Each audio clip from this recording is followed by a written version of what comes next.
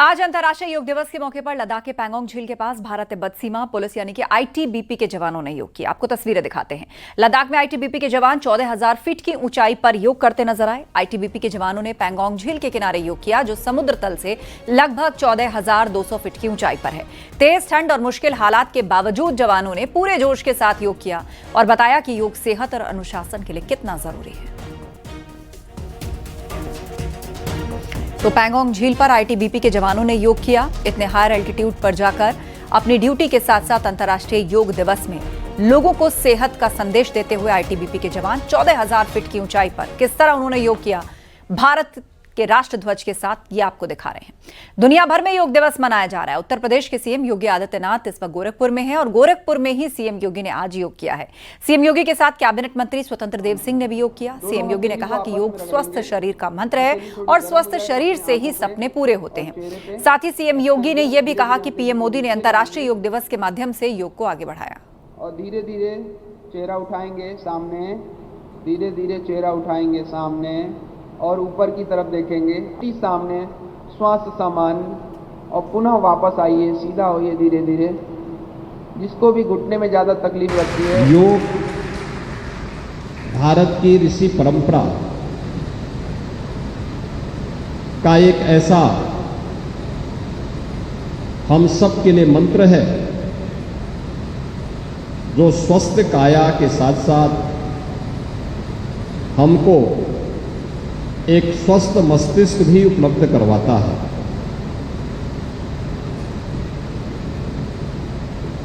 भारतीय मनीषा ने योग के बारे में प्राचीन काल से ही इसके महत्व के बारे में हम सभी को बहुत विस्तृत रूप से अवगत कराया था। और वैसे भी भारतीय मनीषा का यह मानना रहा है कि शरीर माध्यम खलु धर्म साधनम, यानी जितने भी धर्म के साधन हैं, धर्म, अर्थ, काम और मोक्ष, इन सब की प्राप्ति एक स्वस्थ शरीर से ही की जा सकती है। कैबिनेट मंत्री नंद गोपाल गुप्ता नंदी ने अखिलेश यादव के एक्सप्रेस वे वाले बयान पर तीखा पलटवार किया और उन्होंने कहा कि विरासत में गद्दी मिल सकती है। उन्होंने कहा मुलायम सिंह यादव ने जो काम किए थे उनके चलते 2012 में जनता ने मुलायम सिंह यादव को जनादेश दिया था, लेकिन मुलायम सिंह यादव ने पुत्र मुंह में अखिलेश यादव को गद्दी पर बैठा दिया। 27 में अखिलेश यादव के सरकार बनाने के दावे को लेकर तंज करते हुए नंदी ने कहा कि अखिलेश यादव मुंगेरी लाल के हसीन सपने देख रहे हैं और सपने देखने में कोई बुराई नहीं है।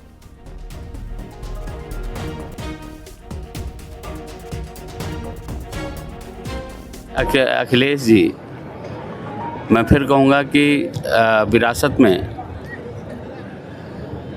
गद्दी मिल सकती है, बुद्धि नहीं। निश्चित रूप से जब भी आदरणीय मुलायम सिंह जी ने जो काम किया था, जो तपस्या किया था, लोगों ने मुलायम सिंह जी को मैंडेट दिया था, उन्होंने अपने बेटे को गद्दी पर बैठाला का हम सबका समय बर्बाद करना। तो सरकार बनाने दावा कर रहे हैं अब वही मुंगेरी लाल जी के हसीन सपने। केंद्रीय राज्य मंत्री जयंत चौधरी ने मेरठ के सरधना स्थित ऐतिहासिक चर्च में योग किया और इस मौके पर उन्होंने योग को लेकर बड़ा बयान दिया। उन्होंने कहा कि टिकट लेते लेते बहुत से लोगों की सांस फूल जाती है और इसीलिए अब की बार टिकट बांटेंगे तो योग कराएंगे। उन्होंने कहा योग करेंगे तो स्वस्थ रहेंगे और विचार भी अच्छे होंगे।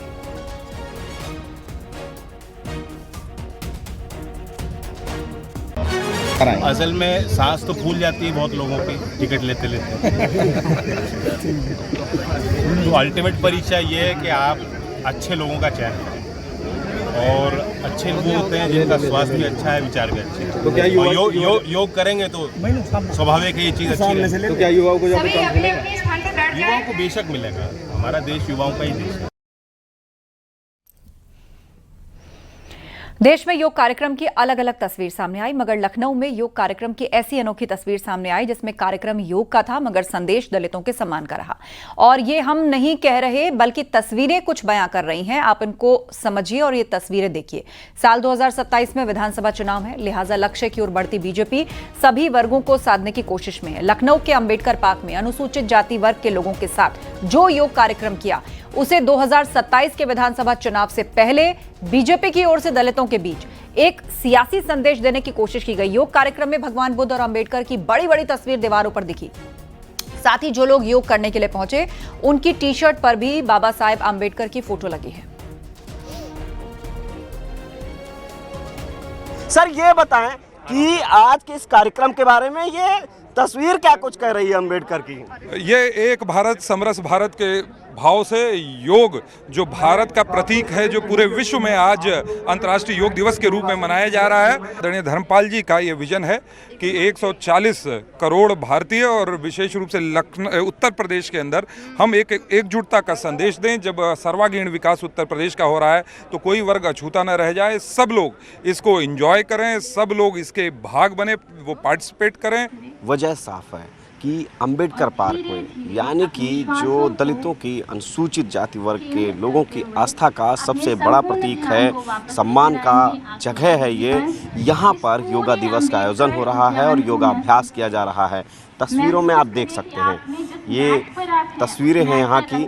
और जो मंच को हम अभी दिखाएंगे कि मंच पर जो तस्वीर है वो 11वें अंतर्राष्ट्रीय योगा महोत्सव की, उसमें एक तरफ जहां प्रधानमंत्री नरेंद्र मोदी और मुख्यमंत्री योगी आदित्यनाथ की छोटी तस्वीर है, वहीं बड़ी तस्वीर है डॉक्टर भीमराव अंबेडकर की। यानी कि ये बड़ी तस्वीर जो आप देख सकते हैं डॉक्टर भीमराव अंबेडकर की है।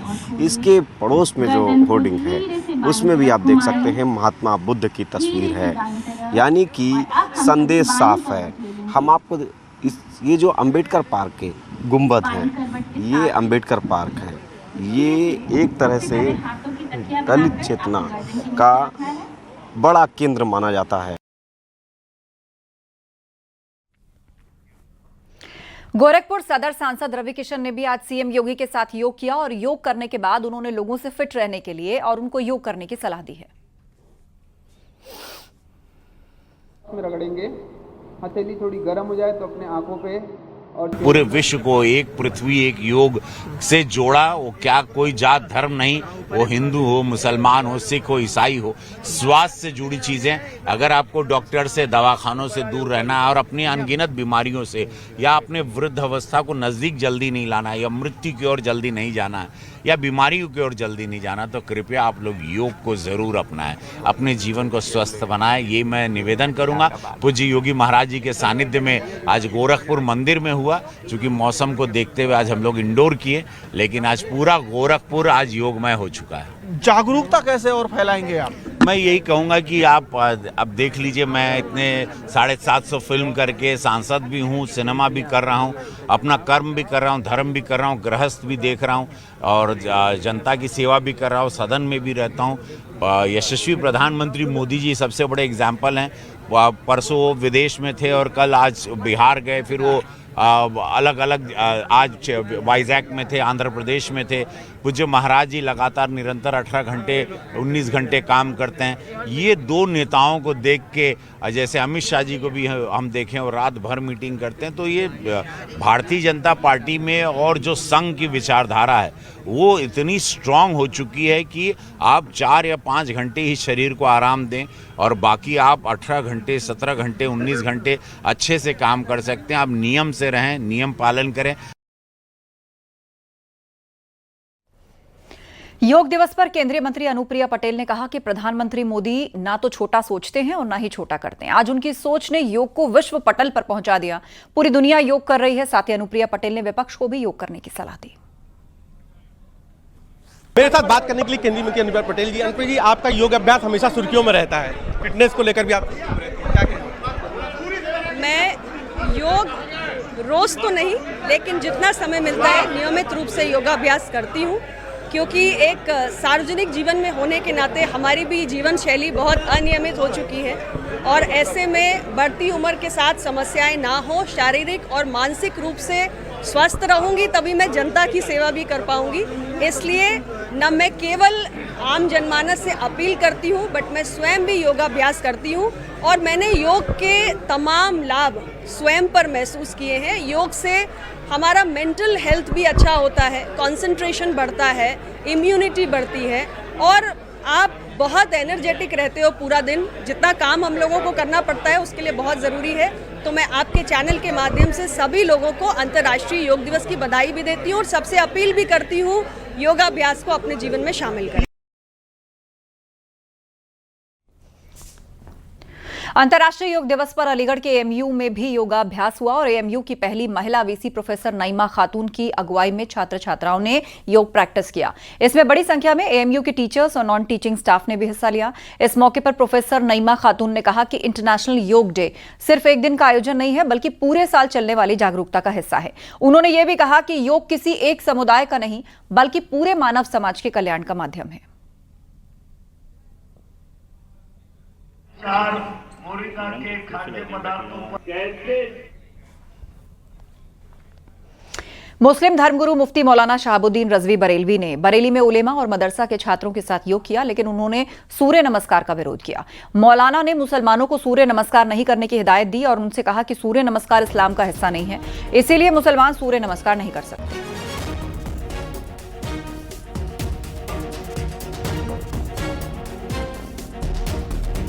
सूर्य नमस्कार एक मजहबी अमल है और जिस मजहब के मानने वाले उसमें आस्था रखते हैं वो लोग बेशक करें, मगर मैं मुसलमानों को इस बात की इजाज़त नहीं दूंगा कि मुसलमान योगा के दरमियान सूर्य नमस्कार करें। इस्लाम इस तरह की चीज़ों को इजाज़त नहीं देता। ये सूर्य नमस्कार इस्लाम का हिस्सा नहीं है। अयोध्या के संतों ने रजवी के बयान पर कड़ा एतराज जताया। हनुमानगढ़ी के संत डॉक्टर देवेशाचार्य ने आरोप लगाया कि मौलाना शहाबुद्दीन राजनीति के चक्कर में हमेशा हिंदू मुसलमान करते हैं, इसीलिए मुस्लिम लोग शहाबुद्दीन की बातों में न आए। वहीं राष्ट्रवादी बाल संत दिवाकराचार्य महाराज ने कहा कि सूर्य नमस्कार करने से उनकी आयु बढ़ेगी, निरोग रहेंगे, साथ ही जिहादी फतवा और आतंकवाद की मानसिकता से भी दूर रहेंगे। देखिए, मौलाना शहाबुद्दीन जो है उनके बारे में सबको पता है कि किस प्रकार के प्राणी हैं। वो हमेशा राजनीति करने के चक्कर में, हिंदू मुसलमान करने के चक्कर में रहते हैं। रही बात मुसलमान लोग सूर्य नमस्कार न करें, तो मौलाना शहाबुद्दीन से सबसे पहले हमें कहना चाहेंगे वो ऐसी जगह पर जाकर के बसें जहाँ सूर्य का कोई प्रभाव ना हो। वो 72 हुरों के पास भी जाएंगे तो वहाँ भी सूर्य का प्रभाव। एवं मौलानाओं से विशेष रूप से कहना चाहता हूं कि वो आज से ही अपने जीवन में संकल्प के माध्यम से सूर्य नमस्कार करना शुरू करें। उनका जो है आयु बढ़ेगा, वो निरोग रहेंगे, स्वस्थ रहेंगे, जिहाद फतवा और आतंकवाद की मानसिकता से भी दूर रहेंगे। उनकी नीयत और नियति दोनों इस देश में निहित हो पाएंगे। साक्षी महाराज ने बयान पर पलटवार करते हुए कहा कि वो खुद ही कह रहे हैं कि 5 बार मुस्लिम योग करता है और खुद ही विरोध भी कर रहे हैं। कहते हुए अत्यंत प्रसन्नता का अनुभव हो रहा है कि सारे विश्व में क्या हिंदू, क्या मुसलमान, क्या सिख, क्या ईसाई, क्या पादरी, सभी लोगों ने इस योग को आत्मसात किया है। मोदी जी का धन्यवाद किया है और इस धरती पर सारा विश्व योग कर रहा है। अब जहाँ तक आलम साहब का प्रश्न है, वो स्वयं कहते हैं 5 बार हम नमाज के माध्यम से योग करते हैं। अब वो 6ठी बार न करें, उनकी मर्जी है, लेकिन योग स्वास्थ्य के लिए है। योग किसी पार्टी की देन नहीं है, हर एक व्यक्ति को योग करना चाहिए। ऐसा हमारे शास्त्रों की मान्यता है, योगियों की मान्यता है और आज इस योग के माध्यम से सारे विश्व में भारत का बोलबाला है। योग दिवस पर ऑफिसेज में स्पेशल ब्रेक को लेकर एसपी के पूर्व सांसद एसटी हसन ने सवाल उठाया और एसटी हसन ने पूछा कि अगर आपको नमाज के लिए ब्रेक देने में परेशानी है तो योग के लिए ब्रेक क्यों दिया जा रहा है। एसटी हसन के इस बयान पर अब बीजेपी ने पलटवार किया और कहा कि एसटी हसन जैसे लोग समाज को धर्म के नाम पर बांटने का काम करते हैं।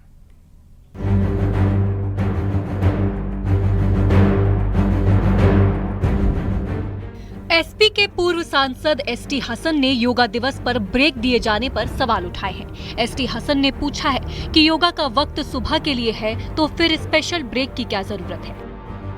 अगर आपको नमाज के लिए ब्रेक देने में परेशानी है तो योगा पर ब्रेक क्यों दिया जा रहा है। योगा तो आमतौर से सुबह ही सुबह किया जाता है, वो तो दफ्तर का टाइम नहीं होता। या तो सुबह करें लोग बाग या फिर अपने घर जाके करें। योगा से क्या मैसेज देना चाहते हैं? हम लोगों ने कितनी बार कहा कि आधे घंटे के लिए जुमे की नमाज का भी ब्रेक होना चाहिए। लंच ब्रेक होता आधा घंटा और बढ़ा दें तो जुमे की नमाज का भी ब्रेक हो जाए एक दिन हफ्ते में, उसमें तो बड़ी परेशानी होती है। बीजेपी ने एसटी हसन के बयान पर पलटवार किया है। बीजेपी प्रवक्ता का कहना है कि एसटी हसन जैसे लोग समाज और अच्छे काम को धर्म के नाम पर बांटने वाले हैं, उन्हें अपना नजरिया बदलना चाहिए। अगर एसटी हसन उसको धार्मिक दृष्टि से देखते हैं तो कहीं न कहीं उनका चिंतन दोषपूर्ण है, उनकी दृष्टि दोषपूर्ण है। योगा डे पर ऑफिस में ब्रेक को लेकर धार्मिक एंगल पर सियासी तकरार जारी है। Bureau report, news 18, Uttar Pradesh, Uttarakhand.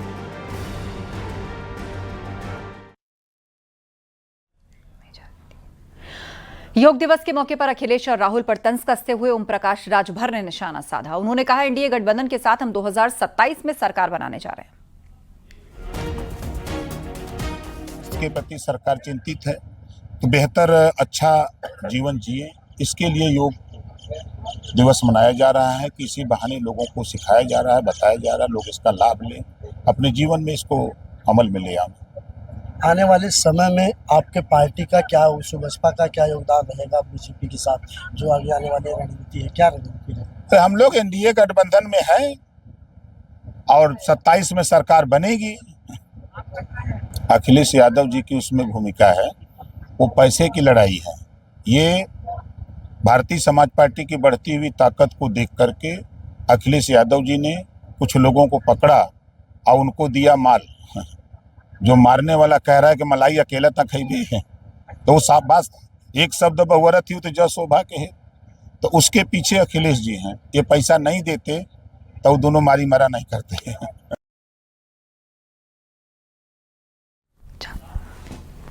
Sapa अध्यक्ष अखिलेश यादव ने बीजेपी पर हमला बोला। अखिलेश यादव ने कहा कि बीजेपी वाले गाय का दूध नहीं पीते, उन्हें सिर्फ गोबर से लगाव है। बीजेपी वालों को मक्का से भी कोई मतलब नहीं। इन भाजपाइयों को क्या लेना देना मक्के से? इन भाजपाइयों को गाय के दूध से क्या लेना देना? ये भाजपाई कोई गाय का दूध नहीं पीते हैं, ये गाय का दूध नहीं पीते हैं भाजपाई, इसीलिए इन्होंने गाय का प्लांट बंद करा दिया वहाँ पर। इन्हें गोबर के प्रति बड़ा लगाव है, इन्हें गोबर गिफ्ट करो तो बहुत अच्छा लगेगा। महोबा में एक एसडीएम की बदसलूकी का मामला सामने आया। एसडीएम पर महिलाओं के साथ बदतमीजी और लड़के के साथ मारपीट का आरोप लगा है। मामला चरखारी तहसील के खरेला कस्बे का है। एसडीएम डॉक्टर प्रदीप कुमार की अगुवाई में अतिक्रमण के नाम पर 33 साल पुराने मकान पर बुलडोजर चलाया गया। घर को बचाने के लिए महिलाओं और बच्चों ने मानव श्रृंखला बनाई थी। इस दौरान योगेंद्र ने विरोध का वीडियो बनाना चाहा। आरोप है कि एसडीएम ने उसके साथ मारपीट की। इतना ही नहीं, पुलिसकर्मियों ने भी मारपीट की और थाने ले जाकर धमकाया। घटना से जुड़ा वीडियो वायरल है। वायरल वीडियो में एसडीएम साहब खुद महिलाओं को धमकाते हुए बुलडोजर चढ़ा दो इनके ऊपर, ये कहते हुए नजर आ रहे हैं। इस मामले में एसडीएम डॉक्टर प्रदीप कुमार का कहना है कि महिलाओं को आगे कर सरकारी काम में बाधा डाली गई, इसलिए सख्त भाषा का इस्तेमाल करना पड़ा। अरे चढ़ाओ यार, लेके आओ।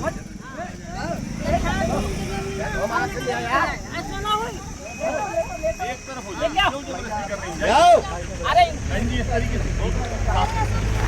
ऐसे ही होगा। आप शिकायत करें उनसे, देख लो आप मुझे तो मैं चेयरमैन के ऊपर चढ़ाऊंगा। अरे चढ़ाओ यार, लेके आओ। हमारा मकान गिरा रहे थे, हमने सुना, हमारे ऊपर केस भी उन लोगों ने किया है, तो हमारे आदमी लोग घर में नहीं थे। हम वहाँ गए तो सारी फोर्स थी, वो हमें परेशान कर रहे थे, मारपीट भी की। और बाद में जब हमने नोटिस मांगी तो वो लोग बोले सरकारी जमीन का नोटिस नहीं होता। तो ये जो वीडियो वायरल हो रहा है, तो ये एक प्रयोजित था इनका कि शासकीय कार्य में कैसे बाधा उत्पन्न की जाए। जब आपको सूचित था तो महिलाओं को लाने की क्या जरूरत थी वहां पे? तो इन्होंने महिलाओं को और बच्चियों की, जैसा कि आप वीडियो में देख सकते हैं, बच्चियां शायद 12-15 साल की ही है, और मेरे द्वारा उनको बताया गया है कि आप लोग हट जाएं। और जहाँ पे आप शायद वीडियो में सुन रहे होंगे कुछ, तो वो केवल एक टैक्टिक है, क्योंकि उन्होंने ऐसी टैक्टिक लगाई तो उनको हटाने के लिए मेरे द्वारा ये बोला गया कि ऐसा करो तभी हटेंगे ये। तो ये केवल एक मतलब टैक्टिक यूज की गई, ऐसा कुछ नहीं है। मैं एक डॉक्टर भी हूँ, तो मुझे मानव जीवन की ज्यादा समझ है।